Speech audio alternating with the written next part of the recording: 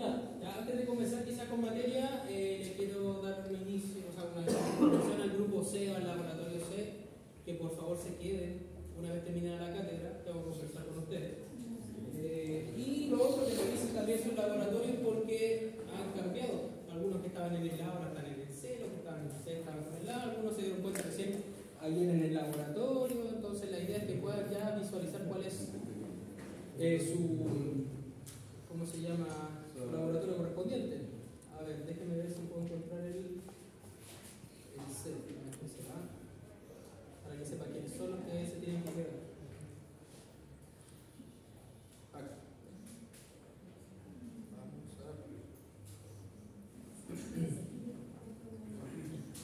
Solo para comenzar.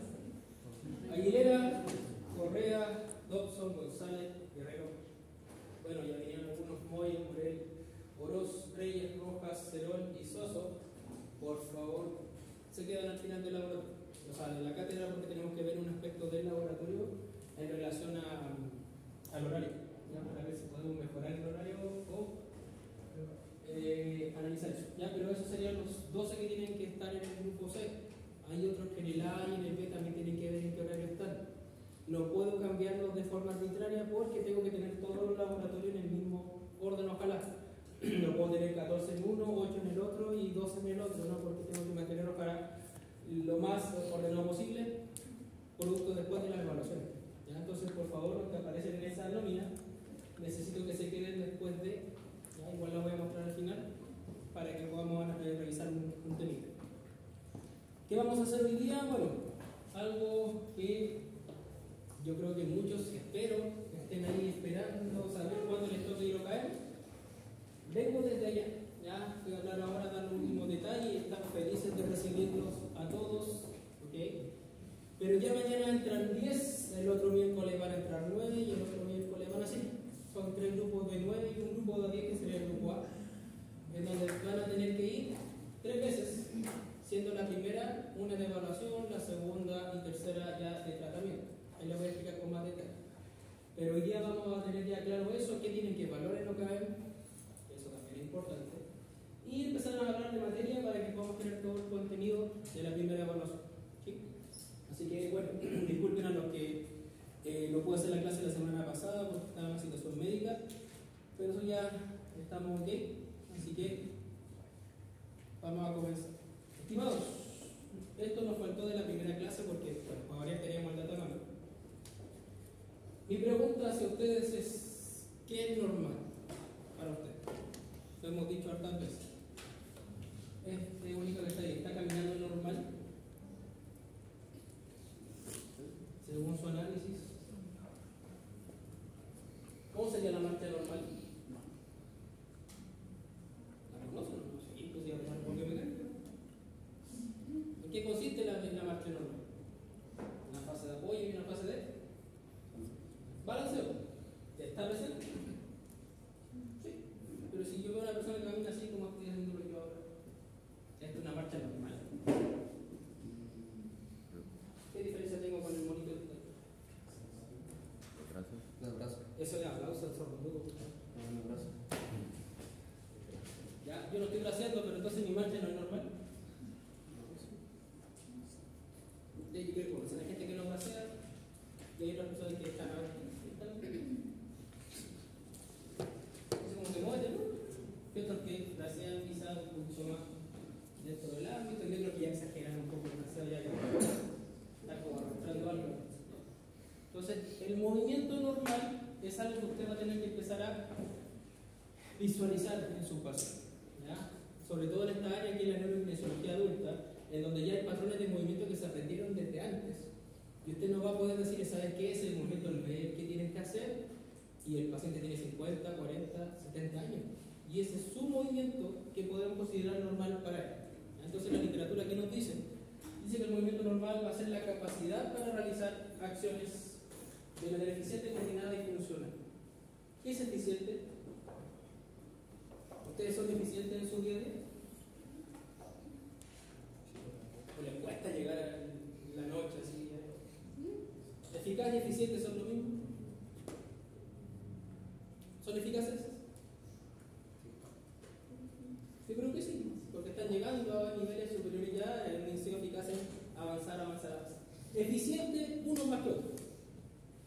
¿Cuál es la diferencia? El gasto energético. Usted va a lograr hacer algo que es eficaz. Logró llegar a.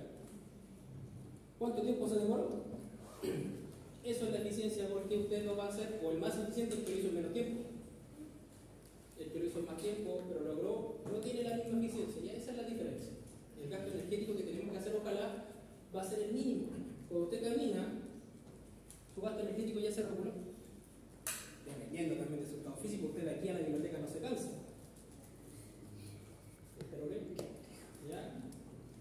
Puede ser que alguno ya llegue a su... O si yo les digo, vayan a mi oficina a verme, pero subo por la escalera, no vayan por el ascensor. Hay algunos que los 5 van a llegar. Pero unos van a llegar antes, otros van a llegar bien, y otros van a estar esperando en el tercer piso y ya esperan un poquito porque ya estoy apurado. ¿Ya? Entonces también el movimiento es el mismo. Todos llegaron, subieron la escalera y llegaron al cuarto piso. O sea, no quiere llevar el ejemplo de los autos, pero hay otros que consumen menos benzina, otros que usan más benzina. Entonces unos son más eficientes que otros, pero los dos son eficaces porque llegan a los lugares donde tienen que llegar, o sea, cumple su función. Y en el caso de los movimientos chicos tenemos que hacer lo mismo. ¿Qué pasa si un paciente al caminar se cansa mucho? ¿Es bueno? No debería. Ya no está siendo eficiente, es eficaz porque tiene margen. Tengo que ver qué tal buena su margen. Pero el tema de la eficiencia es lo que ojalá nosotros podamos tener en mente, que el paciente se pueda mover, desplazar, hacer cualquier movimiento sin tanto gasto energético, que se vea fluido el movimiento, coordinado, funcional. ¿Ya? Cuando usted se toma un vaso con agua, que se vea natural el gesto, que no sea entorpecido por quizás un tono que esté alterado, etc. ¿Sí? Por lo tanto, nosotros como kinesiólogos tenemos que abocarnos a que el paciente ojalá logre esta normalidad dentro de sus capacidades físicas.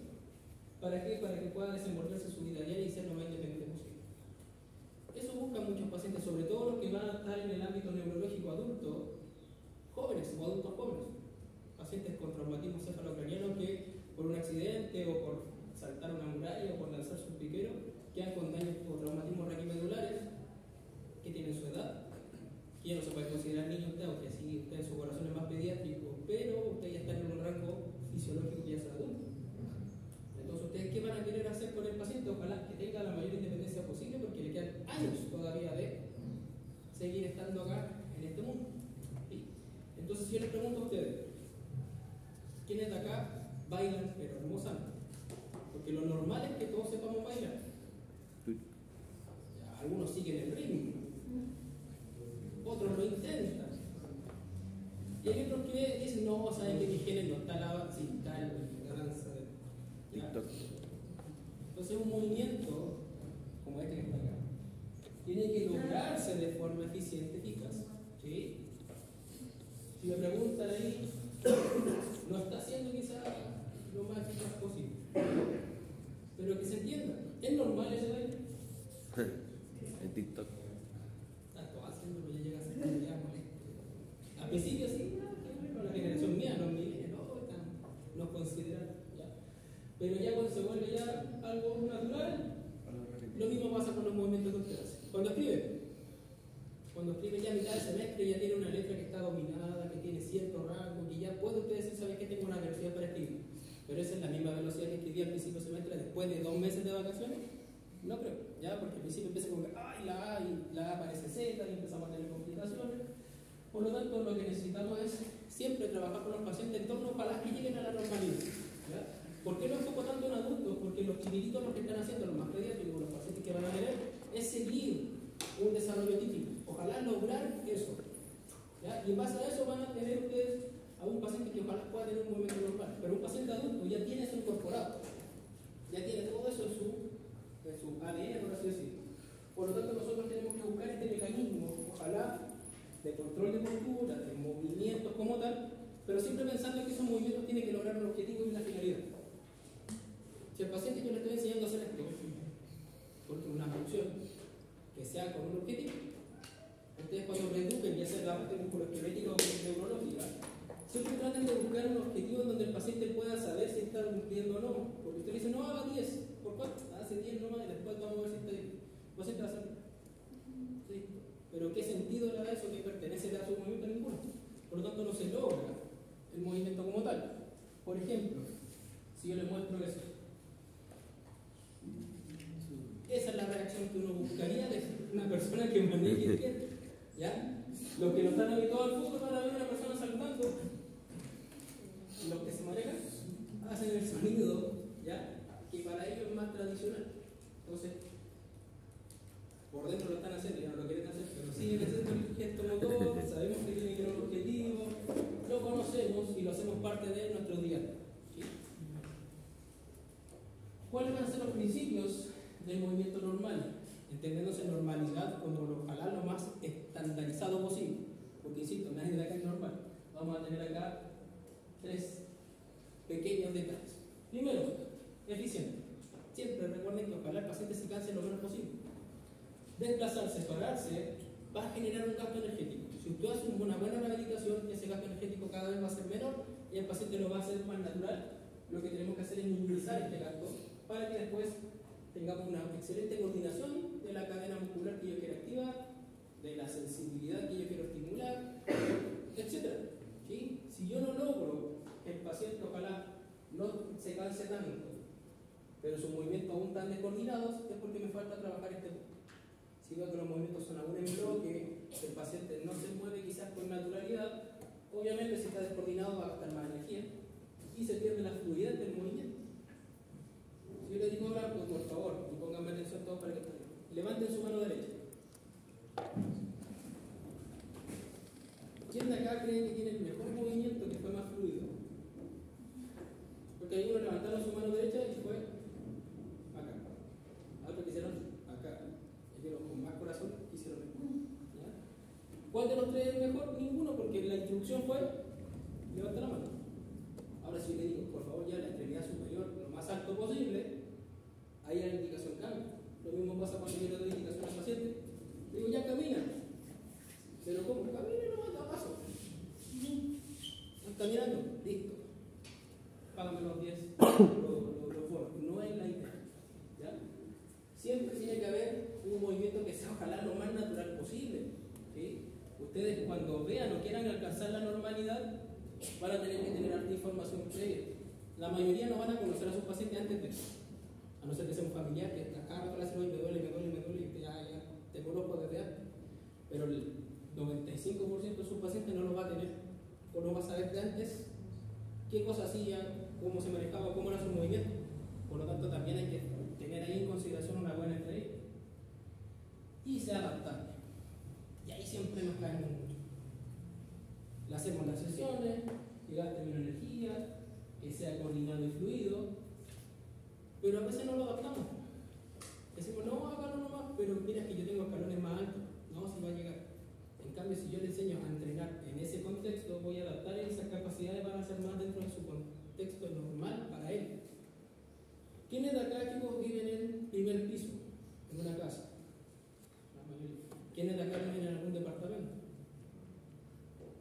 ¿Quiénes viven en un departamento en el 4º piso? Y así podemos ir desglosando que esas personas que no tienen ascensor tienen que subir y bajar una escalera todos los días. En cambio, los del primer piso, directo. Si hacemos una evaluación, lo más seguro es que tengan quizás mayor capacidad muscular y así, diferencias sutiles. Pero esas diferencias sutiles a un paciente es lo que necesita usted, ojalá, orientar su tratamiento.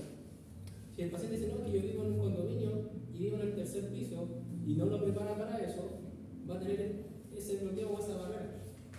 Pero si el paciente dice, no, yo vivo en un 1er piso, quizás te puede enfocar en otras cosas, tratar de complementar un poco más. Pero por eso le digo, desde que los conozco, cada paciente es un mundo aparte. ¿Ya? Van a tener el mismo diagnóstico, 40 pacientes con el mismo diagnóstico, pero cada uno va a tener necesidades distintas. Por lo tanto, ustedes cuando estén trabajando a un paciente y quieran cumplir con este movimiento normal, lo primero, fijarse que tenga una buena postura. Ay, esta palabra, ¿ya? Que tenga un excelente control motor. Que tenga buen equilibrio y movilidad articular. Se suena como básico, pero nos olvidamos de eso. A veces enfocamos tanto en que el paciente logre un objetivo que perdemos la fineza en donde uno va adquiriendo esta habilidad. Por lo tanto, si yo quiero que el paciente evalúe el equilibrio, y vamos a ver pruebas que ustedes ya conocen como el Tameda Tango, el Mipodal, el Trimet y un montón más. Si me fijo solamente en el resultado, bien, están estandarizadas esas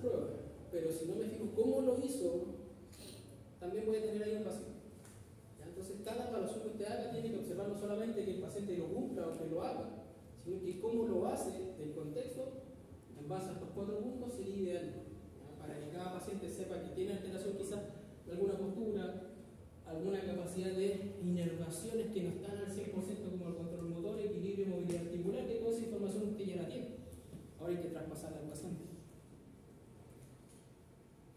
Acá, ¿qué logró hacer la colega o la paciente? ¿Por qué colocó eso acá, eso acá? ¿Qué pasaría si se saca, por ejemplo, este de aquí? ¿Qué va a pasar con el nivel cervical? Está en una inclinación. ¿Qué pasaría si yo saco acá que está en soporte lumbar? La cadera caería y no respetaríamos quizás la alineación articular. Esas adaptaciones permiten que el paciente se mantenga en una buena postura, tenga el rango articular ojalá que queramos cumplir porque va a estar bien estable. Puedo activar mecanismos de control motor para que lo más seguro que acá estén fortaleciendo, haciendo algún ejercicio de fortalecimiento, abducciones, extremidad superior, etc. Y esos pequeños detalles estimados les van a permitir que el paciente ojalá esté dentro de lo más normal posible. Por ejemplo, cada vez que ustedes vayan a evaluar a un paciente, cada vez que ustedes vayan a hacer algún tratamiento, alíneenlo. El paciente se está así, inclinado, sentado en la silla de ruedas, y usted va a empezar a hacer ejercicio. La información que está llegando es en ese contexto. Entonces, ¿qué va a hacer el paciente? Va a aprender a su normalidad en esta postura. Por lo tanto, no. Tengo que tener, ojalá, todo esto en mente cada vez que yo quiera trabajar con un paciente para que no tenga su control postural. Control entre agonista y antagonista. ¿Qué me permite eso? Si un agonista está mucho más activo que un antagonista, ¿qué puede pasar? O al revés, si uno de estos dos se escapa, ¿qué podríamos generar? Descoordinación. Descoordinación, alteración del rango articular, etc. ¿Sí? Estabilidad sinérgica proximal. ¿Quién me lo traduce en chileno? O en algo que podamos poner ahí en una hoja para que el paciente lo pueda hacer. No, usted tiene que hacer estabilidad sinérgica proximal. ¿Sería igual a? Los componentes cerca de la articulación, ¿no? Un tronco estable. Si yo tengo la comporte más proximal, en este caso que considero el cuerpo, lo más cercano al centro sería mi tronco. Si tengo una base estable, voy a tener extremidades que van a estar en mejor posición o van a tener la mejor estabilidad para poder generar movimiento. Es lo que se apoyan acá los que les gusta el famoso ejercicio hipopresivo o el ejercicio del core, que estuvieron participando en la charla se dieron cuenta que el core igual se considera importante, pero esto es vital también. Si un paciente usted quiere rehabilitarlo de una CB y quiere que solamente le den la mano derecha y tiene el tronco inclinado, obviamente no voy a tener el mejor movimiento. Por lo tanto, control de la activación muscular, estabilizaciones de la zona más central del cuerpo, que sería en este caso el tronco, adaptación automática de los grupos musculares. Ahí la palabra mágica es automático. Cuando un movimiento se vuelve automático, como por ejemplo la marcha, como por ejemplo su respiración es automática, ¿no? ¿Ustedes están ahí? Mecánica. Mecánica con turbo. ¿Qué pasa cuando algo es automático o se automatizan los procesos, sobre todo a nivel del cuerpo humano? ¿El gasto energético? Disminuye. En cambio, si yo les digo, y ojalá hagan el intento, vayan de aquí a la facultad, o vayan de aquí al gimnasio kinésico, pero vayan contando cada paso que van dando y vayan ustedes pensando en cada gesto motor que están haciendo, apoyo de talón, apoyo medio derecho, apoyo de talón, apoyo, y vayan haciendo ese ejercicio mental, van a llegar hasta la pérgola donde empiezan a fumar cosas raras, van a llegar más cansados. ¿Ya? ¿Por qué? Porque el proceso cognitivo, en donde yo estoy pensando en hacer el movimiento, procesa mucho más gasto energético que el movimiento cuando se automatiza. Y eso es eficiencia también. Que tienen que empezar a hacer, a enseñarle al paciente que los movimientos no sean tan estructurados. Cuando ustedes enseñan a hacer ejercicio, dicen ¿cuánto? Ya, arriba, abajo, arriba, abajo. Y la indicación siempre son las mismas, arriba, abajo. Y el paciente va a estar pensando, arriba, abajo. Ya, eso puede ser al principio cuando están perdiendo. Ya después el movimiento tiene que ser más natural, cosa que el paciente no corticalice tanto la información porque eso gasta energía. ¿Sí? Cuéntame.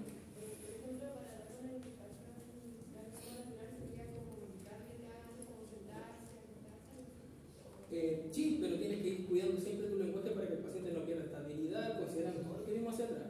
Te vas a sentar y vas a caminar de aquí hacia allá y al final vas a sentarte y si tú ves que a lo mejor la ejecución es la mejor, le enseñas una vez y después quizás repasa, pero no en todas las sesiones y cada vez que haga el ejercicio dice talón, talón, talón, porque lo va a aprender como talón, talón, talón, y va a empezar a pensar eso y se va a gastar mucho más. Y los abuelitos tienden a hacer eso, como que repetir todo lo que tú le digas y al final se cansan mucho más, pero la idea es que sea natural, que sea automático, ojalá con el tiempo. Y eso va a generar que haya una coordinación. ¿Ya? Yo sé que muchos dicen, profe, pero yo soy descoordinado a morir. ¿Ya? Yo soy de los que aplauden cuando estoy bailando. ¿Ya? ¿Han visto eso cuando están todos acá y aparece uno con un desfase como de 2 segundos? Eso no quiere decir que esté mal, el ritmo no está bien, pero hizo esto, que fue el aplauso, coordinar, no fue esto. Por lo tanto, si yo tengo todos estos requisitos estimados, yo voy a recién poder entregar la información que quiero a un usuario. Sé como que son varios requisitos, pero es como el piso que podemos tener para tener la mejor rehabilitación posible. Por lo tanto, ¿qué van a tener que ustedes sí o sí tener en su labor como kinesiólogos? Una vista hermosa para la evaluación física. Ojalá no haya en nuestro caso, porque en la dije biomecánica vayan viendo gente como camina, como corre, vaya calmando sin llegar al rango psicopático. ¿Se acuerdan que dije póngase lente por último? Porque eso entrena tu observación. Si tú ves una vez un ejercicio y después no ves más, obviamente se te va a olvidar, o si estás evaluando un paciente después te dedicaste a hacer cualquier otra cosa, vas a tener menos chances que el compañero que se dedicó a ver 1, 2, 3, 20 casos. ¿Ya? Y eso permite que tú tengas ya un criterio inicial. Siempre la observación clínica puede mejorar. Siempre va a haber algún kinesiólogo que vea más cosas que tú, sobre todo si tiene más experiencia o menos experiencia. Por lo tanto, para poder que todos tengamos nosotros ojalá un criterio y no tengamos que depender de siempre de los quizás pille con mayor rango de tiempo o con mayor expertise, hay pruebas funcionales que son específicas para medir alguna lesión. ¿Qué pruebas funcionales usted conoce? ¿Ninguna? La de rodilla, una de meniscos por ahí, por último, acuérdense de una, ¿cómo se llamaba? Cajón anterior, posterior, larga, magura, yo que no soy del área y usted está enfermito, tienen que tener. ¿Cómo se llamaba esta? La prueba rascado de Apley, que servía para ver el manguito rotador. Todas esas pruebas que usted dice, ay, profe, me enseñó 20, tienes que aplicar la prueba que hacer. Y pruebas como el Tamer Amalgo, como el TUC, como se conoce, el Impodal, y varios test que quizás vamos a empezar a complementar. El MOCA, que es un test de Montreal, el Minimental, que también es un test para ver el tema cognitivo de los pacientes. Todos nos van a permitir evaluar algo. Pero como quienes usted tenga un arsenal de pruebas funcionales donde usted pueda adaptar la que más le convenga al paciente. Se lo vuelvo a repetir, yo creo que se lo he dicho más de veces. El kinesiólogo no es el que sabe más. El mejor kinesiólogo usted va a ser, ojalá, o el que conozca, no es el que sabe mucho, sino que el que aplica la herramienta adecuada en el momento adecuado, en este caso, usted. Por eso no le digo, no, es que no estudien, no hagan cursos. Hagan lo que usted quiera hacer, que les permitan tener esas herramientas de evaluación. Pero con cuidado, ¿ya? Tienen que ver ahí si el curso lo valora. Y como estamos en una era, en el caso de ustedes, súper tecnológica, hay herramientas para poder medir todo. Video para poder grabar la marcha del paciente, sensores de movimiento para determinar el rango articular, tenemos cámaras, etc. Hay un montón de herramientas que espero ojalá en algún momento ustedes puedan, inclusive plataformas de fuerza para saber si está descargando bien el peso del paciente. Todo eso que quizás no estaba antes y que era más observación, se objetiviza. Y si tenemos más recursos, ojalá esto se vuelva mucho más popular para que todos los kines podamos tener harta tecnología que nos permita, ojalá, compensar uno que otro error. ¿Ya? Porque recuerden, somos seres humanos, nos podemos equivocar. ¿Ya? Unos más, otros menos. ¿De qué va a depender? De su experiencia. ¿Sí? Entonces, inclusive, usted puede hacer tratamientos con tecnología, que es la que le voy a enseñar al final del semestre, que lo hemos visto, que tiene que ver cómo usar este nuevo contexto mundial en pos de la rehabilitación. ¿Sí? En los niños, en los adultos, etcétera, el movimiento normal va a ser distinto. Esto es lo mismo en desarrollo psicomotor. Los pequeños aprendieron a hacer los movimientos. Los hitomotores, espero que no se les olvide, porque después si les toca ir a algún campo clínico tienen que saber qué mes le corresponde a cada movimiento. Ya después la adolescencia, yo creo que esto puede ser hasta su línea de tiempo. Ustedes refinaron esa habilidad motora, unas más que otras. ¿Sí? Sobre todo en esos años escolares cuando les tocaba hacer la educación física, cuando estaban en tercer tercero, cuarto medio.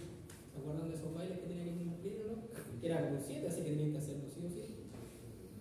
Como ustedes ven ahí a sus compañeros coordinadísimos, no, casi siempre se ve que las señoritas que tienen mayor habilidad motora, porque es parte de quizás su formación, etc., en comparación a los hombres, se notaba la diferencia. El hombre estaba pegándole un palo al piso y la señorita lo proyecta y todo, y pasa, ¿ya? Pero ¿qué refinamiento estoy hablando acá? Acá se aprendiste a caminar, correr, saltar. Acá ya estaba aplicando eso en algún deporte. Fútbol, que implica coordinación, básquetbol o cualquier tipo de actividad motora, baile, danza, etc. Y ya en la adultez eso se mantiene y ojalá se optimice esa función motora para que sea lo más eficiente posible. ¿Dónde nosotros tenemos que tener ojo? En la etapa final. Y acá, si no tengo una buena base, obviamente mis habilidades motoras por fisiología van a disminuir.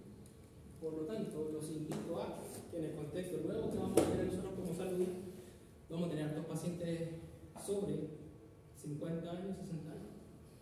Somos un país que ya va a tener mucho más personas mayores que quizás pequeños.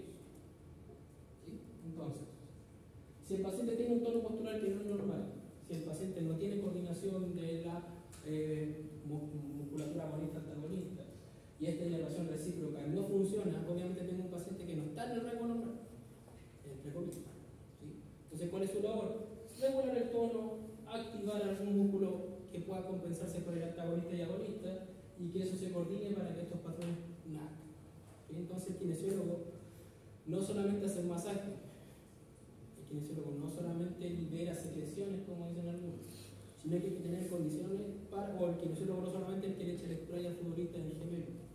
Todo eso tiene un porqué. ¿Ya? Y ustedes, mientras más específicos sean, mejor va a ser su evaluación. Y si es mejor su evaluación, mejor va a tener ustedes pensamiento o criterio para el tratamiento en sí. ¿Sí? ¿Por qué creen acá que la colega colocó su manito ahí abajo? Porque podría fácilmente haber tomado esa manito y dejarlo acá. ¿Qué creen que está evaluando aquí?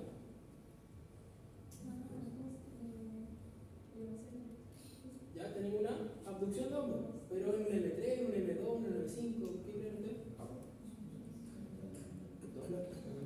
Hay un 2, lo más seguro que ese paciente sea una secuelado de una hemiparesia o una hemiplegia. Pero si se fijan, hay un cojín, está la mano y está también la otra manito generando el movimiento o estimulando el movimiento. ¿Por qué hizo esa adaptación esta colega?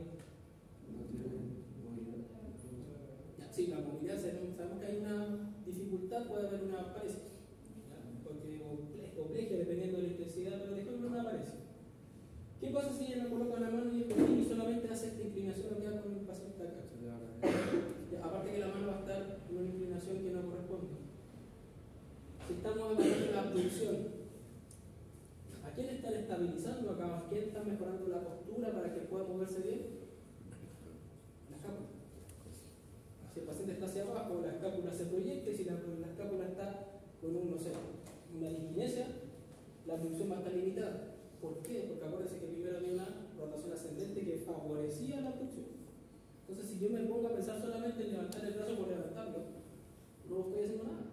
Acá quisieron, adaptaron todo esto para que el paciente pueda tener la mejor línea de trabajo y esté bien alineado, y ahí recién abducción. Entonces es importante que eso no se pierda, estimado. Sé que a lo mejor dice el profe, pero ¿cómo voy a pensar todo eso? Aunque miran, todo eso lo va a estar pensando y afuera le van a estar viendo que usted está haciendo. Oye, es fácil ser quién, sí, le repaso. Si tiene que seguir, no, pero esto, bien pensado, va a tener un, ¿cómo se llama? Un resultado mejor. Y en el caso del lado derecho de esta imagen, ¿qué están tratando de ver acá la colega de otro continente? Siempre hay un asiático que hace todo mejor que tú. No, pero los chinos son latinos, son más cariñosos. Dice por ahí. En esa imagen, que están inclinadas en un lado, se pueden dar cuenta que hay distintas alteraciones de postura. ¿Qué están probando? Lo más seguro que ahí la colega está haciendo estabilidad para que el paciente no se vaya ni para adelante y que tampoco tenga complicaciones para mantener la postura. En este caso sería un sedente entre comillas. Está de pie pero abierto. Para que en el lado izquierdo el hombro desciende, puede tener una mano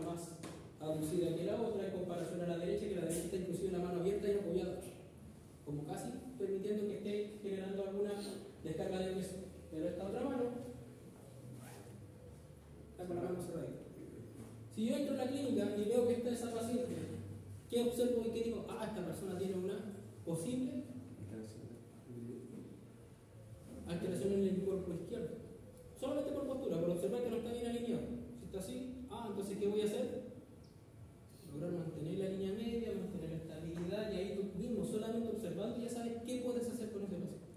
Ahora, cada adaptación va a depender de cada uno de los pacientes, pero en este caso, si lo observo, ahí o es una posible secuela de una severa deforme hipotónica, porque no hay un patrón postural todavía marcado como la espasticidad. Entonces, más que quizás bajar el tono, tengo que mantener el rango articular, y después cuando vayamos viendo la etapa del desarrollo, cuando veamos una serie, la etapa espástica va a llegar igual, pero va a llegar de menor intensidad si yo la trabajo desde antes. Y eso es lo que se van a encontrar estimados en el hospital. Y me han comentado todos sus compañeros que ahora están en práctica clínica, que ustedes van a estar el próximo año si todo sale bien. Muchos pacientes con ACV, muchos pacientes neuro, poquito paciente respiratorio. Por eso, quiero que se preparen bien y que vayan con ganas y trabajar. Primero con adultos que vamos a trabajar mañana, con adultos que son un poquito más funcionales, que tienen quizá otro tipo de limitantes, para que después ustedes tengan mejor interacción con los pacientes que van a tener sí o sí en el hospital, en los colegios, etc. ¿Sí? ¿Alguno de ustedes, chicos, está preparado para trabajar con un niño, por ejemplo, con TEA? ¿Se siente seguro de ir a trabajar con un niño con TEA? Porque van a tener que trabajar con ellos. Entonces, cositas que quizás vamos a ir puliendo en el camino. Así que no se preocupen. Esto es el sueño del profe Julio. Logré una camilla, pero ese ya me dieron 1000 patas.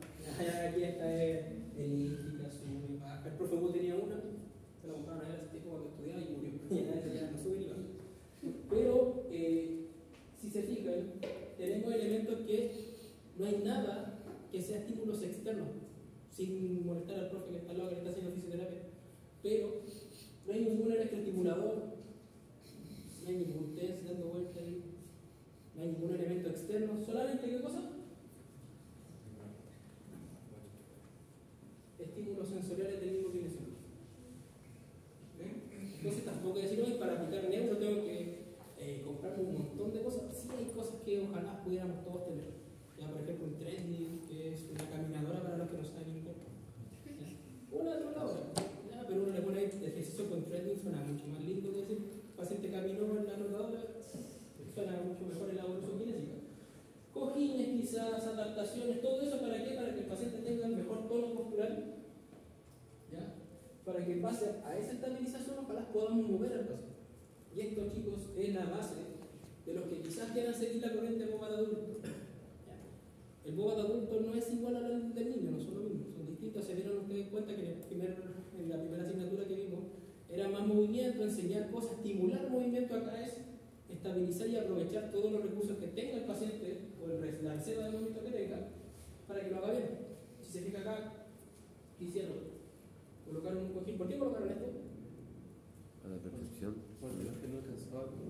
Ya, si no alcanzaba, ¿qué más estímulo están dando ahí? Para que perciban la planta El del piso, pie. descarga de peso y el paciente sepa que en esa posición está estable. Si está con la punta del pie, no es natural estar siempre con apoyo de la punta del pie o estar con los pies en el aire, porque cuando se siente en la cama no va a estar en esa posición. Ahí le están enseñando cómo estabilizar su parte inferior para que ojalá podamos movilizar bien la extremidad superior con un tronco bien erguido. ¿Sí? Entonces ustedes, estimados, tienen algo que empezar a probar, algo que ustedes van a tener que empezar a estimular. Deben saber si el paciente, yo quiero entregar estímulos, si la sensibilidad funciona, si los músculos tienen el tono adecuado, si el trofismo y el trabajo de activación está dentro de lo normal. Y toda esa información ya la tienen. Si se fijan, ¿ustedes saben las funciones musculares? Sí. ¿Ustedes saben todos los parámetros de evaluación? En su mayoría. ¿Sí? ¿Saben evaluar sensibilidad? En su mayoría. ¿Ya? Lo que tienen que hacer ahora es ordenar toda esa ensaladita que tienen de cosas para que ustedes después salgan ahí formados como un kinesiólogo con su trajecito verde y siempre trabajar. ¿Sí? Entonces lo ideal es que cuando trabajamos protocolos de rehabilitación siempre va a estar la evaluación inicial. De esa evaluación inicial, que para mí es la más importante, nace el objetivo de tratamiento y después tú haces los ajustes necesarios para el seguimiento del trabajo con el usuario. ¿Sí? Si se fijan acá, ya empezamos a utilizar otro tipo de instrumentos. Estas son plataformas de fuerza para ver biofeedback. Yo creo que han visto o han escuchado ese término. la estabilidad o el control central del paciente. Antes de pasar a eso, ¿qué tuvo que aprender el paciente? A generar movimiento en el cráneo inferior, a saber o entender la sensibilidad de sus pies, por ejemplo, para después controlar algo mucho más complejo, adaptando siempre el movimiento. ¿Sí? Entonces en OKM van a empezar ustedes a trabajar con eso y vamos a ver quién va a ir primero. ¿Ya? Esto es lo que esperaban varios.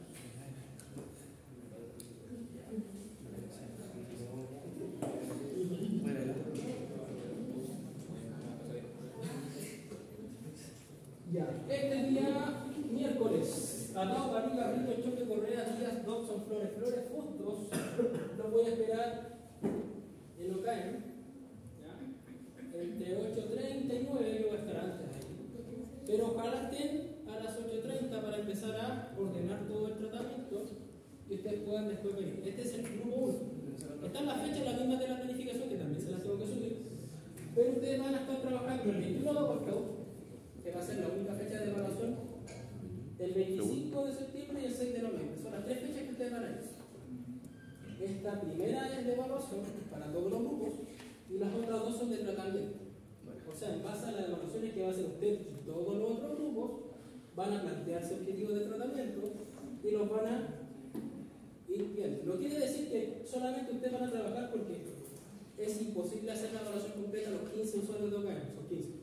Entonces yo voy a hacer una división donde el grupo que les toque ir, ya, ustedes van a hablar tal aspecto, en tal persona, yo voy a orientar eso. Pero no quiere decir que el grupo 1 se va a llevar toda la evaluación y todos los demás van a estar, no. Cada grupo va a tener su sesión de evaluación. ¿Qué vamos a evaluar? Para craneales, igual se lo voy a mostrar después. Fuerza muscular. Equilibrio y coordinación. ¿Ya? Y vamos a tratar de hacer ahí pruebas de quitarme la pancolla y el ritmo. Ya vamos a agregarlo para craneales porque a algunos les cuesta todavía hacer esa evaluación. O sea, este grupo, estimados, los 10 que están acá, van a tener que evaluar de los 15 un aspecto, esos 4 que les nombré. ¿Ya? Porque el otro, el segundo grupo, va a evaluar el segundo y el tercero va a evaluar. Y así se completa la pauta de evaluación de cada uno de los usuarios. O sea, sí o sí ustedes, estos 10 amigos que están acá, van a evaluar los 15 o los que vayan ese día o acá mañana, que están llegando los 15 supuestamente me dijeron hoy día. Y a esos 15 le van a evaluar uno de los 4 parámetros. Puede ser fuerza, puede ser pares craneales, o puede ser el rango o el unipodal. Pero uno solo para todos los de OKM, porque ¿qué pasó el año pasado? Sacaban algunos solamente y los otros usuarios miraban, querían participar y se aburrieron un poquito. Ahora todos van a estar siendo evaluados en simultáneo. ¿Ya? Después el segundo grupo, que ahí vamos a ver quiénes son, van a evaluar el otro parámetro que le faltó al primero y así vamos a completar la pauta con los 4 grupos. Les voy a explicar después con calma. Segundo grupo, Kertz, Gutiérrez, Iglesias, Pibarre, Jorquera, Lozano, Pizarro, Quesada, Ramos. 28, 2 y 13 son las fechas que van a ir. ¿Ya? Sé que algunos por ahí tienen su aula invertida, no tanto directa, es para que se planifiquen con tiempo. Y en el caso de que no se alinearon ni nada de los planetas y justo le tocó uno que tenga que hacer eso, puede ser un bloque que vaya a otro grupo, pero tiene que participar. ¿Okay? El grupo 3, que quizás va a estar un poquito más lejana a su debut, Reyes Sánchez, Santibáñez, Cerón, Suazo, Baguli, Vera, Aguilera y Catriles, el 4 de septiembre. Si se fijan, todos tienen que evaluar algo. No voy a hacer que solamente el grupo 1 evalúe solo para extrañarlos, no. Todos van a tener la oportunidad de evaluar cualquiera de los 4 parámetros que quiero que evalúen, para que sea lo más aleatorio. Y el último grupo, entre comillas, González, Guerra, Guerrero, Herrera, Moño, Conejo, Paso, Toros y Rojas. El 11 de septiembre va a ser su debut. Como es en la mañana no hay problema. Casi siempre en este día, cuando empiezan las complicaciones, son en la tarde. Como es una fecha igual icónica, lo tenía pensado, no hay problema. Y van a terminar el 27 de noviembre con los usuarios de hacer el trabajo. Entonces, cada uno de los 4 grupos que nombré va a tener una sesión de evaluación. Todos van a poder evaluar algo. Insisto en eso. ¿Ya? No solamente que el grupo 4 va a recibir todo ya la información, no. Todos van a tener que evaluar algo de los usuarios que van a ir. Ahora, ¿cuál es el sentido de hacer esta evaluación? Es que ustedes como curso, no solamente como grupo, compartan esa información. Por ejemplo, hay un usuario que se llama Leonel. El grupo 1 al Leonel le evaluó los pares craneales, el grupo 2 le evaluó la fuerza, el grupo 3 le evaluó el equilibrio estático y el grupo 4 el equilibrio dinámico. Y en la medida de esas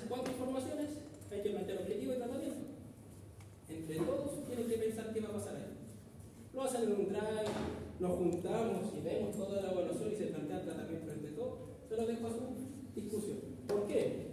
¿Cuál es el fin de ir a OCAIM a hacer esto? Es ayudar. Si en el caso de la fuerza salen niveles bajos para ese usuario, puede tener que plantear ejercicios o tratamientos para aumentar la fuerza. Yo iría por ese lado. Si yo veo que el paciente, que el estoque tiene alteraciones en el equilibrio estático o en el equilibrio dinámico o tiene alteraciones en los pares craneales, voy a objetar o voy a hacer mi objetivo hacia eso. Ahora, si tiene todo malo, ahí se complica un poco porque va a tener que trabajar todos los aspectos. No, que nada, los pares craneales no, si el paciente es íntegro. Usted cuando vaya a ver los pacientes después, no, que yo veo eso, no veo mal, yo veo todo. Insisto, porque tanto énfasis que puedan trabajar como grupos, no como subgrupos, es que estos pacientes después, yo cuando terminan ustedes de trabajar, o sea, el grupo 4 termina el 27 de noviembre, y justo coincide con el fin de semestre, yo voy la semana que sigue y evalúo a cada uno de los pacientes o usuarios y comparo con la evaluación inicial que usted hizo. Si veo que el paciente mejoró o se mantuvo, aprueban el taller. Si veo que el paciente en alguno de los parámetros disminuye su rendimiento, nos vemos el próximo año. ¿Verdad? A ese nivel. Le estoy dando una responsabilidad, porque no quiero que los tratamientos de después de acá, por ejemplo el grupo 4 que te tengo proyectando nomás, el 29 se junten a hacer la actividad porque hoy tenemos que ir el 30, juntemos los 29, ¿qué hacemos? No va a saltarnos, no va a tener razón de ser.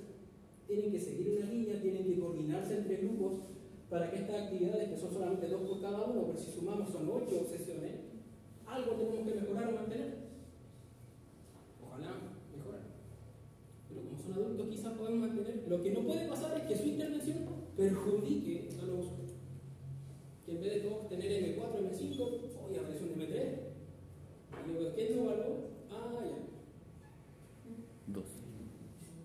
1. Arriba. Menos 0.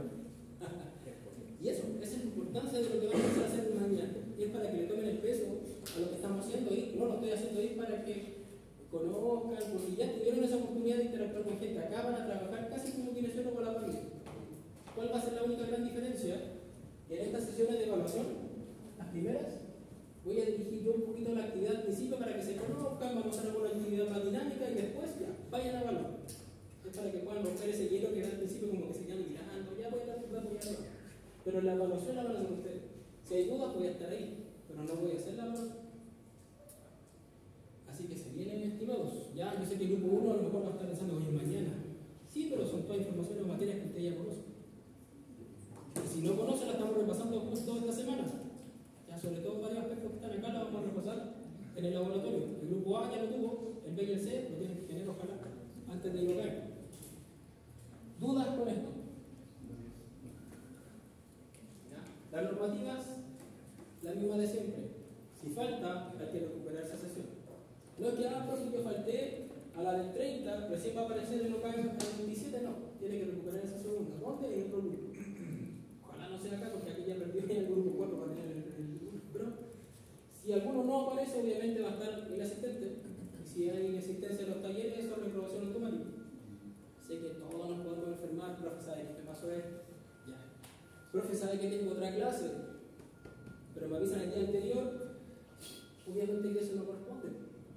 Usted sabe que le va a tocar una clase y una evaluación con anticipación. A no ser que el profe sea que el miércoles o el martes en la tarde la dice que el miércoles en la mañana tiene que hacer una evaluación, no creo. ¿Ya? Pero todo tiene que ser, ojalá, informado con anticipación. Profe, que no alcancé a llegar, eso para mí no me gusta. Cuando usted esté trabajando, le va a decir al paciente que tuvo que trasladarse de la punta del otro lado de la liga, llegó a su consulta y dice, que hoy día no voy a atender porque llegué tarde. No, es su responsabilidad, ya es parte de su ética, empezar a tener responsabilidad en lo que le pasa. Profe, que justo acá hay un concierto, tengo que ir a ver a la usted diga. Usted va a desaparecer por algo que cree más importante, es su criterio. Pero de alguna forma ojalá recuperamos, y si no hay recuperación, ya vaya pensando en próximo semestre. ¿Ya? A ese nivel quiero llegar con ustedes. Que después lleguen acá a un clínico y no tengan esa como, ¿qué hago ahora? Tienen todo acá, pero no salen. Estas son las oportunidades de poder soltarse un poco. ¿Qué deben llevar? Se lo voy a dejar anotadito también cuando suba este documento. Agua. Son porfiados, me llevan agua para después tener, profe, tengo sed. Ya vienen las guías con hidrocaína, que son súper especiales, le llevan sus vasitos con agua, no ven con cara de deshidratado, y si ya tienen agüita. Bloqueador, porque vamos a hacer muchas actividades en una cancha. Y esa cancha, como estamos en Chile, no está techada. No sé qué les pasa a los que hacen la cancha acá, sobre todo en la zona norte, que no le ponen techo y saben que el sol está casi todos los años, todo el año. Pero ya. Es una cancha abierta y como de básquetbol tiene reflejo en el piso, también ustedes van a salir más morenitos de lo que podemos ser. ¿Ya? Por eso lleven un gorrito, échense el bloqueador, lleven agua. ¿Ya? Señoritas y varones, la vestimenta, el buzo, solo el buzo. ¿Ya? Ojalá sea el buzo colgado, el que apitilla hasta el último para que se le vea hasta las fibras del gemelo, no me sirve. ¿Por qué? Porque se va a agachar, va a estar incómodo. Y varones o señoritas que tienen el buzo demasiado ceñido tampoco pueden ir así porque les puede engordar la hormona a uno que otro solo. Entonces, mientras más ancho, mejor. ¿Por qué? Porque así no tenemos complicaciones. Y se lo digo desde ya, tanto varones como damas. Más a las damas porque hay más varones en ocasión, pero puede aparecer. Más de alguno se va a acercar, va a conversar con ustedes, no hay ninguno que se va a llegar y tocar. Pero a lo mejor va a haber uno que va a estar ahí con ustedes al lado, que el profe está acá, y usted caminó para acá, y bueno, se va al lado de ustedes, va a estar así. No se asuste, es parte de cómo quizás quiere interactuar con ustedes. Pero si ya se pone demasiado, dice, profe, mire, ¿sabe qué? Tengo una duda, yo sé, y voy para allá. O a la señora que trabaja con nosotros, que va a estar a la par, también le decimos, oye, ¿qué le pasa? No, es que está con la hormona media arriba, ya, lo cambian. Y digo, ya salga usted y cambiamos un varón y eso. Cuando se mueve, se enoja así, hace la evaluación, pero entonces, ropa lo más cómoda posible, ojalá, ya. No tengan miedo a ensuciar. Es que, profe, tengo solo uso de la carrera, por ejemplo, arriba la polera y un buzo negro, pero que pasa así desapercibido. Hidratación, agüita en lo posible, ya, nada medio raro, nada de energética, porque hay unos que toman energética ya y lo ven tomando. ¿Cómo el profe toma energética? Si usted va a estar ahí con el. No, nada, agüita, aguanten ese día, ¿ya? Gorro, y se los digo, por favor, lleven el gorrito, ¿ya? Porque cuando en las clases de la tarde todos están haciendo un mapache, es culpa del profe, ¿sí? Sobre todo cuando vengan los les toca después más cercano al verano, ahí va a estar hermoso eso. Y ¿qué más les dije? El bloqueador. Póngase el bloqueador, no sea porfiado. No, que el profe está nublado, peor todavía. ¿Ya? Porque refleja más esas luces que vamos a tener. Factor UV, no soy dermatólogo, pero lo he visto. ¿Ya? Así que por favor tengan eso en consideración con el colegio.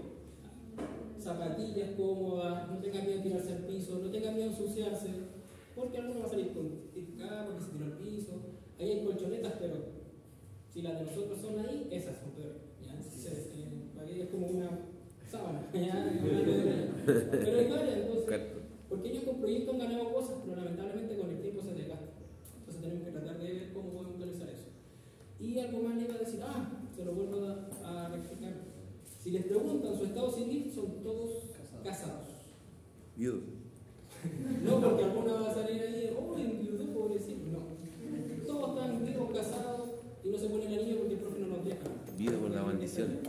Por favor. No, es que es casado. ¿Por qué pasa? ¿Ya? Preguntan, siempre hay algo, pero no son todos uno bueno. La dirección también la voy a subir junto con este documento, la dirección aparte, el enlace del mapa por si alguno se pierde, ¿ya? Para que puedan llegar. Yo voy a estar allá, yo creo que tipo 8, pero ustedes tienen que llegar ojalá a las 8:30. No lleguen antes. ¿Por qué? Porque el sector tampoco es como lo mejor que hay en Merino, ¿ya? Entonces si lo van a ver solo y de repente hay una carga en las medias raras, sobre todo cerquita del cementerio, no nos pongamos, lleguen a las 8:30 justo porque yo voy a estar ahí. Vamos a tener una ventanita para presentarnos y trabajar desde las 9 en adelante. ¿Sí? La idea es que puedan estar 3 horas trabajando con ellos para que los puedan conocer y terminar la evaluación. ¿Qué van a evaluar? Lo siguiente.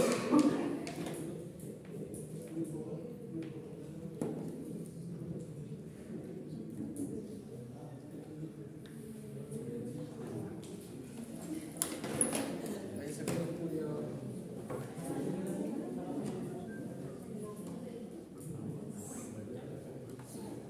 Lo que van a hacer allá más que nada va a ser respetar este protocolo neuroquinésico audio.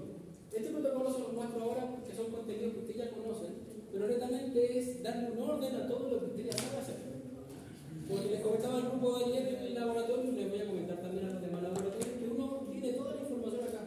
¿Cuál es el problema? Cuando interactúa con un usuario se pone a veces muy nervioso, uno más que otro, y se le olvida algún aspecto y dicen, no sé con qué empezar, y empezamos a tener problemas de quizás orden y no de forma, pero el profe que ve no sabe.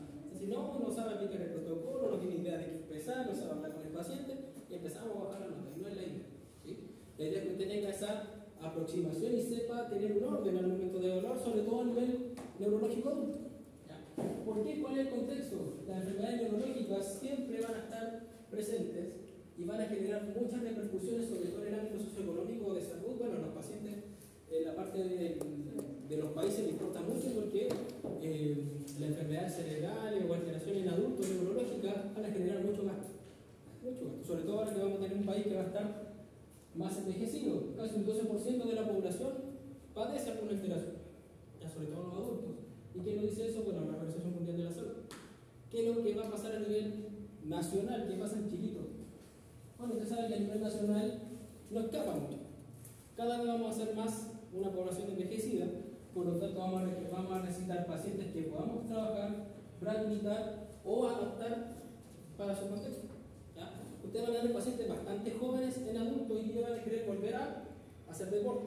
Personas que quieren volver a ser activos, quizás a lo mejor ya tienen un poquito más de años, pero ellos tienen, no sé, esa necesidad de mantenerse activo y usted va a tener que lograr eso con ellos. O pacientes que quieren volver a reintegrarse al trabajo, que eso también es importante. Yo creo que muchos de ustedes se van a empezar a dar cuenta de la relevancia, sobre todo para los pacientes que están en una edad de 40, 50 años, de volver a su trabajo. Esa necesidad de sentirse buena, útil y de generar ingresos para su familia. Eso es importantísimo para ellos también. No solamente pensemos que ustedes cuando vean neurokinesiología adulta son personas mayores, sobre 60, 70, que están jubilados, que no. Hay muchos que ustedes van a tener que tratar desde los 25 hacia arriba o menos. Pacientes con Parkinson, que antes se pensaba que el Parkinson empezaba en la persona mayor. Hay personas con Parkinson que a los 30 años ya están manifestando la enfermedad. Entonces vamos a tener muchas cosas que empezar a adecuarnos.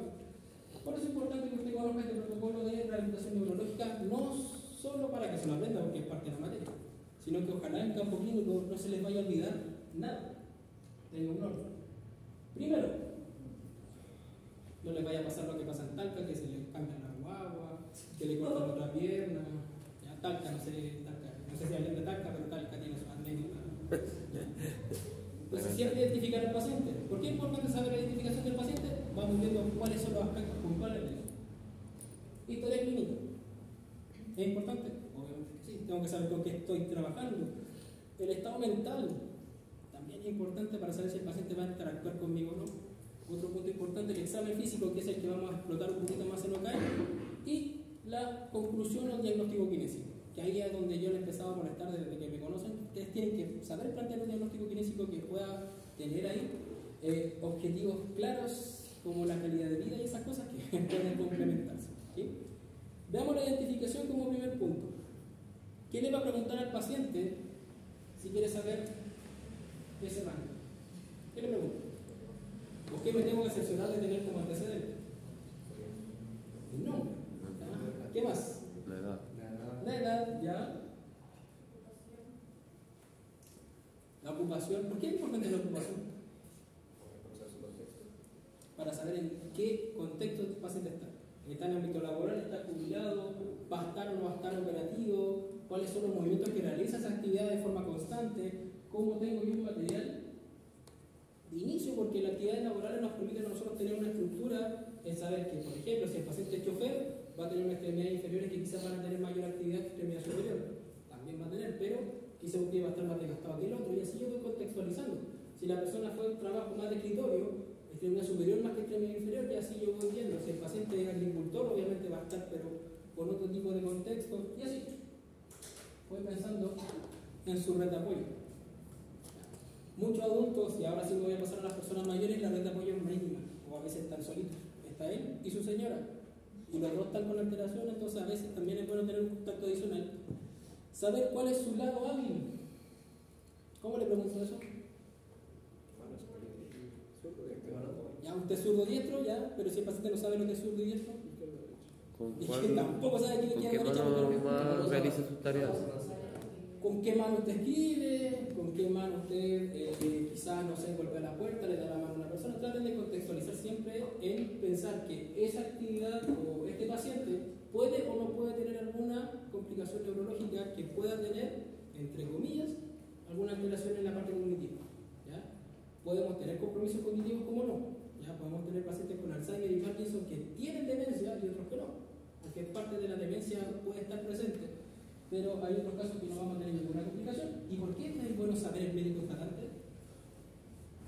Para apelar al médico. Hoy no te operó el doctor Álvarez.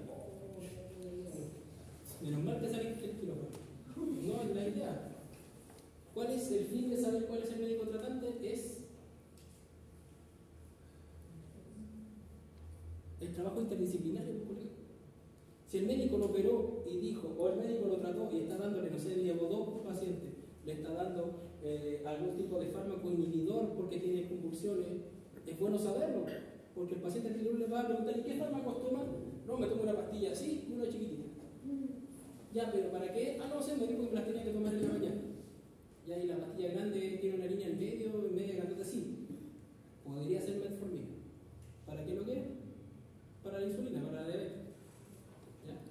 Se la toman con Coca-Cola.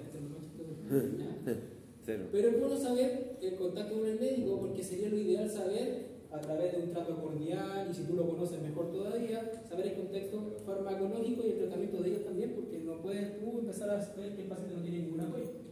Y obviamente quién es el contratante que va a ser usted. ¿Ya? La idea de poder tener esa información a mano es poder también quizás derivar después pacientes. Algunos de ustedes se va a recibir un paciente con un trastorno neurológico y saben que a lo mejor yo podría recomendarle a otro colega que estudió conmigo y se maneja bastante más en esa patología, lo deriva. Pero no quédense con esa de que yo me las puedo saber todas, no, siempre podemos encontrar a alguien más. Historia clínica. ¿Qué anamnesis conocen ustedes, estimados? ¿Cuál es la diferencia entre esas dos? La anamnesis promota. ¿Qué pregunto acá? ¿O qué voy a tener información de aquí? ¿Del presente o del pasado? Del pasado, del pasado. Ahí voy a tener cualquier tipo de antecedentes, si tiene cirugía, antecedentes por medios familiares, alguna intervención, algún examen complementario, que me pueda dar información de lo mejor de esto hacia atrás. Si tengo un paciente con ACV, que el ACV es su diagnóstico inicial y puede ser su anamnesis próxima, que es motivo de consulta, y yo te digo, y antes que lo que no, que fumaba, tenía hipertensión y un montón de cosas más. Por eso se declaró la ACV. No es que la ACV nació de la nada. ¿Ya? Porque es distinto. Que la persona diga, tuvo un accidente hemorrágico y antecedentes no le den ningún antecedente, hay que tener cuidado. Porque hay algo que detonó esa ACV y no fue factores de riesgo, sino que fue algo quizás estructural, una arteria, etc. ¿Ya? Entonces, igual es importante eso. Que hay que tener cuidado, sobre todo en pacientes más adultos, es que esta información sea certera. Ustedes van a decir, no, es que yo tengo, sobreviví a 3 cánceres y no hay ningún historial, pero él está convencido de que tenía esa información, porque a lo mejor está causando ahí un grado de demencia más leve que hace que él tenga esa información ya interiorizada. ¿Ya? No, yo me fracturé cuando estaba joven, me fracturé 3 costillas y las 2 piernas. ¿Ya? Y tú ves el historial, no hay nada. No puedes decir, no te creo, no, soy mentiroso. Después tú ves, no va a ver, saca una radiografía y así fue con fractura y era verdad. Entonces también esa información hay que contrastar. Se le pregunta al paciente, pero siempre van a tener a alguien en paralelo, puede ser el hijo, el familiar, el que sea, para tratar de corroborar esa información. Ya cuando veo el estado mental, yo creo que este bonito representa varios. Y así lo veo cuando ya están entrevistando pacientes. Ya saben que tienen que saber ciertos datos. ¿Cuál es su nombre? ¿A qué se dedica? No sean tan estructurados. El profe me dijo que era primero nombre, fecha de nacimiento, edad, así como, tienen que identificar al paciente, saber cuáles son los datos más relevantes y saber el por qué. La entrevista, que usted va a sacar todos los datos próximos y los van a hacer los relevantes, no remotamente, cada eso pueden hacer eso después. Llévalo al estado mental. ¿Cómo llevarlo al estado mental de una persona? Porque la conciencia es parte del estado mental. Ustedes saben que la conciencia se evalúa con la escala de Glasgow. Si el paciente está nubilado o no, eso es una parte. Pero acá, en el estado mental, ¿qué otras cosas puedo preguntar? Si el paciente tiene 80 años y dice, no, es que mi mamá va a venir a buscar, ¿usted qué hace en ese momento? ¿Le cree? ¿O no le cree? Y justo después viene aparece una señora de 90 años y usted qué va a hacer, no, ¿qué pasa? Sí, pasa. Tu mamá como a los 10, 15 y va a ser yo creo que más habitual más adelante. Pero acá, el contexto del mundo, ¿ya? Hay que ver varias cosas, ¿ya? Usted le dice, ¿en qué fecha estamos? Y le dice, no, estamos a 25 de diciembre. Y estamos en agosto. Usted dice ahí, no está ubicado espacialmente. No, que después tengo que ir al colegio. Y usted dice, ya. Traten de seguir el ritmo del paciente, pero tengo que hacer ciertas preguntas. Primero, el nivel de conciencia. ¿Por qué creen que el nivel de conciencia va primero? Tengo que saber si el paciente está despierto o no para poder hacer la entrevista. ¿Cómo está? Bien, estoy mal, ya acá. Quiero saber si me respondo o no. Quiero saber si hay interacción entre los dos y la persona que lo está acompañando. Luego de eso, quizás empiezo a hacer preguntas más puntuales. La personalidad del humor se va a aflorar. Le van a traer pacientes que son súper amorosos. Hola, no, ¿y qué me pasó esto? Y hay otros que no hay forma de establecer conversación con alguno de ellos. ¿Cómo estás? Bien, pero se me va a pasar. Me acuerdo, bueno, que mi familia directo, así que mi papá, él pasó por un periodo que tuvo que hacer su tratamiento, no en el hospital, pero en otro. Lo atendió alumno en práctica, pero eran de enfermería. Y lo hicieron a veces, más o menos, entonces el otro dijo, no me atiendan ninguno a usted. Y agarraron a las pobres 4 que estaban ahí de práctica, y a las 4 las retaron porque igual le había tratado mal, pero es natural, si tiene que colocarte 10 y esas cosas que te salga un mordón. Es medio especial el caballero, entonces igual reclamó, ¿y te puede tocar? No me toque. ¿Y tú qué haces? La psiquina a distancia por Bluetooth. No, tenés que tratar de meterte. ¿Qué refleja la personalidad y el humor en usted una persona? Imagínense que un profesor, si yo fuera de esos profes que a veces me van a encontrar así, yo creo que ojalá no me encuentren enojado, ofuscado, así, no me miren el piso, no merece mirarme. ¿Ya? Y después tocar a un profesional así, como que, oh, en Dios se me.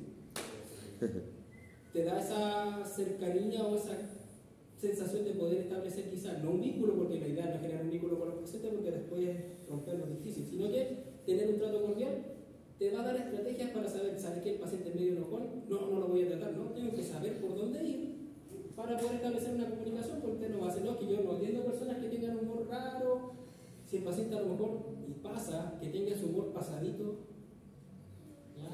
Que tenga su humor medio antiguo, abuelitos con términos machistas, abuelitas que son súper amorosas, demasiado amorosas. Anécdota de un colega que está en cierta universidad, no acá, pero en otro lado. Fuimos acá a donde está la abuelita del hogar de ancianos de Azapa y le tocó el evaluar. Y después lo vimos que cerró una puerta y salió corriendo. ¿Y qué pasó? La abuelita entró, él cerró, porque tenía la puerta, era como tenía una, y la señora se empezó a sacar la ropa. Entonces, ¿qué hizo él? Dijo, no, pero me hice. Ahora está investigando cosas por ahí en cierta universidad. Entonces, te puede pasar cosas. Orientación temporoespacial. Necesito saber si el paciente está ubicado espacialmente. Lo que se denomina clote. Esto es para saber lo que el clote es consciente, lúcido, orientado temporoespacialmente. C-L-O-T, clote. ¿Cómo yo pregunto la orientación temporoespacial? ¿En qué día estamos? ¿Qué día es hoy? ¿Día? ¿Número? 20 del 8. No tiene ni idea. Entonces, esa misma pregunta, si la hace una persona mayor, quizás también genere esa discusión. Entonces, ¿qué puede decirle? El día, más que nada, en qué semana estamos, en qué mes estamos, de información más macro a más micro. ¿Ya? No empiezo a decir, ¿y a qué hora es? Porque algunos a lo mejor por escolaridad no saben decir o no saben leer la hora. Si yo les pongo a usted ahora una prueba de leer relojes con manecilla, a lo mejor más de algunos no saben leer relojes con manecilla. Solamente saben utilizar, algunos, y me incluyo, relojes más digitales. Y esa información puede pasar. Espacialmente, preguntarle, ¿dónde estamos? ¿En qué lugar estamos? ¿Ya? Estamos, le puedo decir, en mi casa, cuando estén allá en OKM. Si le dicen, no, estoy en mi casa y están en el hospital, igual es una información que quizás dicen como que algunos llevan mucho tiempo acá, entonces tú tienes que ir preguntando en qué lugar estamos, en qué día estamos, y cosas más generales, no sean tan específicos porque el paciente se puede confundir. Capacidad de memoria. ¿Cómo valoramos la memoria? En algo fácil, así que usted diga, si tiene buena memoria o no tiene buena memoria. No le va a hacer un test, se les está trabajando así, como tiene memoria, o lo que hacen los EMPA, árbol, casa, perro, gato, se memorizan a la abuelita que se lo tiene ya incorporado ya. Fácil, entonces, ¿se acuerda cómo me llamó? Porque obviamente usted se presentó previamente. No, usted señala, a lo mejor se olvidó, no me pescó, y ahí tengo que tratar de buscar información. ¿Ya? Sabe quién soy yo o sabe qué estamos haciendo y el contexto a lo mejor te va a dar información. ¿Ya? Esa capacidad de memoria es algo superficial en esta parte, pero si usted ve que el paciente a lo mejor no tiene buena captación de memoria, dentro del objetivo va a tener que trabajar esa área para que podamos estimular quizá la retención de información. Capacidad de abstracción. ¿Cuánto algo es abstracto? Cuando no tiene forma física. Por ejemplo, en un semáforo, la luz roja, ¿qué representa? La verde. Pero esa abstracción yo no voy a ver todo verde, andar pasando por todo lado. En este caso es hacer que el paciente quizás le dé información donde se vea algún que otro proceso cognitivo, algún símbolo. ¿Ya? Las letras son un símbolo. Usted puede decir, oye, ¿qué sale acá? ¿Qué letra es? Porque inclusive hasta que lea un párrafo, podría ser también, pero algunos son pacientes que no tienen a lo mejor escolaridad. Usted puede tocar de todo. Entonces, usted una letra puede ser una figura, un dibujo, cualquier cosa que sea una capacidad de que sea algo como, bueno, su palabra indica abstracto, que no tenga forma física. ¿Ya? ¿El aire tiene forma? Le pregunto a usted. No. ¿Pero existe el aire? ¿Por qué saben que existe el aire si nunca lo han visto? Yo lo consumo. ¿Ya? Entonces, vamos a ver que existe ahí un nivel de abstracción que igual es importante. El juicio. ¿Cómo evalúa el juicio? No es que vaya a buscar al paciente y hacerle un protocolo de derecho penal. ¿A qué me refiero con juicio? Como saber lo que está bien, lo que está mal. Tener discernimiento. ¿Ya?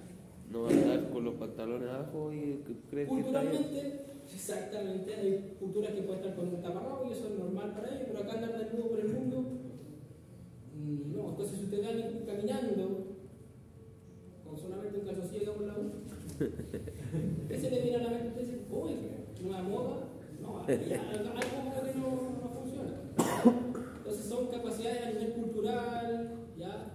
Y hay que tener cuidado porque aquí estamos en una línea en que algunas personas pueden considerarlo correcto, otras que no. Por ejemplo, ya que estuvo en boga hace poco el tema de los perritos galgos, que va a haber una ley para que no haya carrera de perritos galgos, que sí, ahí tenemos. Entonces, si yo digo que no, no di juicio. No, tampoco. O de inclusive les va a pasar colores políticos. Un paciente con su bigotito y bien parecido a un presidente que tuvo hace tiempo, ¿ya? Y sea de ese lado. Usted no dice que yo soy del otro lado y generamos conflictos. No. Ya aquí es un paciente más, en donde yo tengo que ver si el paciente tiene esa capacidad de juicio, está o no está, poder hacer una que pregunta si el bueno es malo, ¿ya? Pero lo sabemos, o sea, una pregunta puede ser así disparando al lote. Si alguien mata a otra persona, ¿es bueno o malo? Y si dice que es bueno, oiga, y rápidamente se va a otro lado porque quizás el juicio no está bien, ¿ya? Entonces tiene que tratar de establecer esa conversación para que el paciente podamos tener un estado mental completo y evaluar las funciones cerebrales superiores que ya ustedes la conocen. ¿Cuáles son? Las funciones cerebrales superiores: lenguaje, noxia, praxia, taxia. Lenguaje, memoria, praxia, taxia, etc. Hay varias funciones cerebrales superiores, pero la principal, si usted puede evaluar rápidamente, es el lenguaje. El paciente maneja o no lenguaje expresivo y lenguaje receptivo. La memoria, ya la evaluamos arriba de manera superficial, quizás lo puedo evaluar un poquito más. La praxia y la noxia, que tienen que ver con movimientos por un objetivo. La praxia y la noxia es conocimiento. ¿Ya? Si yo les pregunto ahora, desde el punto de vista de conocimiento general, ¿cuántas medallas sacó Chile en la última Olimpiada? Dos. Y si yo les pregunto, ¿cuál es el nombre del presidente actual de Brasil? Bolsonaro que ya está, ya. Lula da Silva. Lula da Silva. Entonces él estaría en un juicio bien y todos ustedes tienen trastorno neurológico. No, ¿por qué información que no sabemos? ¿Ya? ¿Cuántos candidatos a core existen ahora para las elecciones que vienen a fin de año? 3 millones. Como 90 acá en Arica. ¿Ya? Y así tiene que ser información fácil de poder discriminar. O sea, no podemos decir cosas que sean demasiado rebuscadas, sino que cosas que sean de conocimiento general. ¿Cuántas estrellas tiene la bandera en Chile? ¿Cuántas estrellas tiene la bandera chilena? La mitad de una. Están así, Un cuarto de una. Le cortó. ¿Ya? No sé, me le van a preguntar a un abuelito, oye, ¿se acuerdan cómo se llama el chileno que ahora ganó el campeonato mundial de Pokémon? ¿De qué ciudad era? El de Iquique. Apellido Paredes, pero el abuelo no tiene ni idea porque ni siquiera que Pokémon, si a todos los monos le dicen Pokémon, como las mamás, y a todas las consolas le dicen Nintendo. Entonces, no puede decirte por ese lado. Ya tienes que tratar de contextualizar todo. Y ya después de eso, estimados, ya llegamos al examen neurológico, y este lo estamos revisando en el laboratorio. ¿Ya? En forma general, para que lo tengan acá ustedes, siempre van a haber tres grandes pilares. Letra A o el primer pilar, los pares craneales. Los dos se paran. Tienen que sabérselo en orden, y qué funciones tienen y qué tipo de características tienen. Segundo, la exploración del sistema motor. ¿Por qué se desglosa en 8 puntos? Porque este es donde más información va a querer el kinesiólogo. ¿Sí? Porque nosotros vemos el ámbito motriz. Entonces, primer pilar, los pares craneales. Para poder saber si hay información o no dentro de ahí, puedo captar información, etc. Segundo, el esquema motor. Tercero, la sensibilidad. Y 4, independencia. Siempre planteen esos 4 puntos. Yo cuando voy a interactuar con un paciente a nivel neurológico, lo primero que voy a hacer es ojalá evaluar los pares craneales. Segundo, me voy a enfocar en la exploración del sistema motor. Y acá tengo fuerza, tono, trofismo, rango articular, actividad refleja. Que lo vamos viendo con más calma en el laboratorio. Después, sáquenle la fórmula. ¿No se lo va a subir? Sí, lo tengo que subir un día mismo para que puedan tener esa información. En el caso del tercer pilar que les comentaba, la sensibilidad. ¿Ustedes saben que existen 4 tipos de sensibilidad? 3. El protocolo que estamos siguiendo acá solamente desglosa 2, ¿ya? Pero sabemos que son 3. Superficial, profunda, mixta. Así que vayan estudiándola también porque tienen que saber la diferencia entre cada uno. Y finalmente, yo evalúo la escala de independencia o de autonomía, que estas son las que casi siempre se utilizan, sobre todo en el ámbito de la salud comunal, por así decirlo, los SPAM o la atención primaria. ¿Sí? Que son el índice de CATS, CATS con una T tremenda. El índice de Bartel, que si me preguntan cuál de los dos es más completo para las actividades básicas de la vida diaria, es Bartel, pero es más largo que CATS. CATS es más preciso, que te puede dar una impresión, y ese lo ocupa mucho los CEFAM técnicamente por el tiempo que tienen para interactuar con el usuario, nada más. Pero si usted tiene tiempo, para el debate, que yo espero que no hayan visto en jerarquía. El índice de Litum-Brody, que es para las actividades independientes, son más específicas de la vida diaria.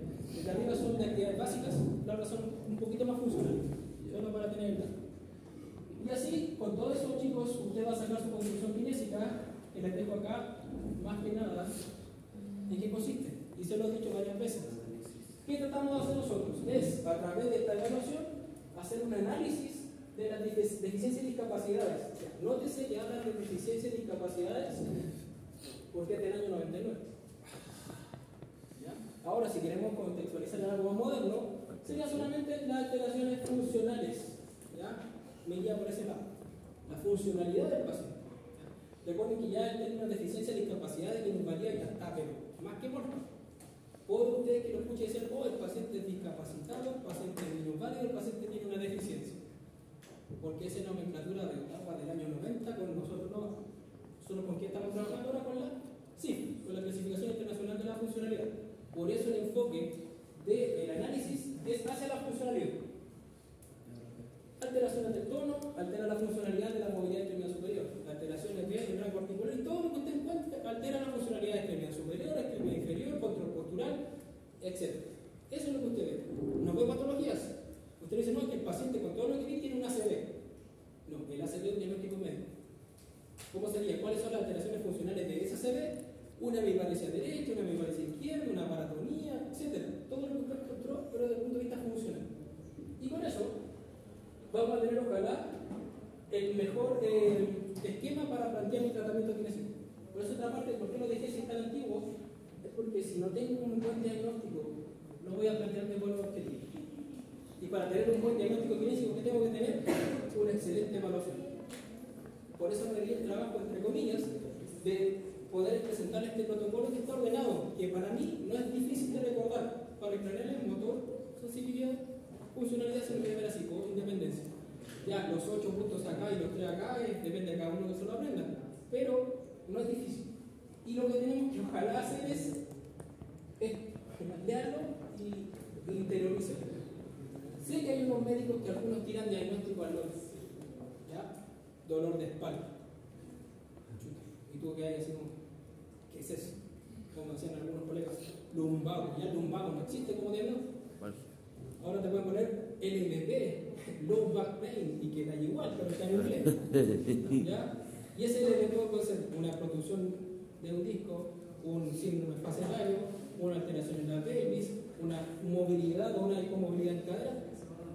Por eso no peleamos con los médicos, sí con la letra, ¿ya? Pero peleamos o tratamos de que el diagnóstico kinésico sea complementario al diagnóstico médico. ¿Sí? Si el kine más adelante usted va a leer, dice gonalgia, ¿a qué se va a ir? ¿Qué va a cómo está la mente? ¿Están despiertos? Si dice el diagnóstico médico, dice gonalgia. Usted dice, yo no trabajo ahí. Yo no sé kine episodónico, no, gonalgia de rodilla. Pero usted, como conoce también la rodilla, va a decir, ¿pero qué es lo que es? Una tendinopatía, una alteración del ligamento, una alteración de, no sé, alguna estructura como menisco. ¿Y qué hace el kine? Evalúa, ve la alteración, usted dice, tiene una disfunción femoropatelar. ¿Qué quiere decir? Que la rótula no está bien alineada, y eso genera el diagnóstico médico, que es una gonalgia, dolor de rodilla. Y así trabajamos. ¿Sí? Porque eso también es importante para que los médicos que están ahí trabajemos porque hay algunos todavía que son de la vieja escuela que te ponen todo el tratamiento de lo que deberías hacer y no lo haces. Dicen, tiene gonalgia, tiene que hacer 10. Como decía también una colega, usted dice el título y después usted ve lo que tiene que hacer. Diagnóstico kinésico, tratamiento, evaluación, y por eso ahora las en FONASA los códigos son 4 o 5, si no me equivoco.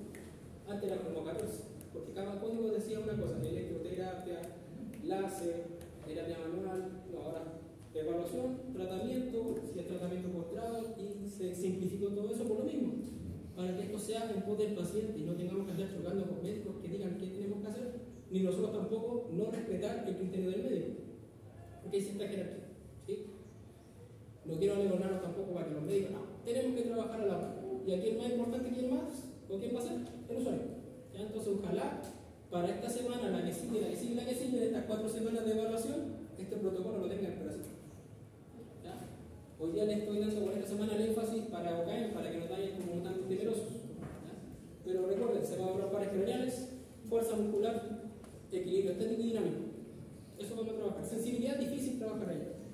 ¿Ya? Y la escala de autonomía también es difícil porque la entrevista con ellos a veces las preguntas son muy directas y a veces no las comprenden bien. Tenemos que tener ojalá el tutor al lado y es difícil. Lo podríamos hacer, pero hay que coordinar una reunión acá. ¿Ya? Así que les voy a subir de nuevo esta planilla para que puedan prepararse para mañana. Todos tienen libertad, excepto lo que el grupo C en el laboratorio. 8:30. También le voy a dar la dirección y la hora de presentación. Sí, se lo voy a mandar aquí.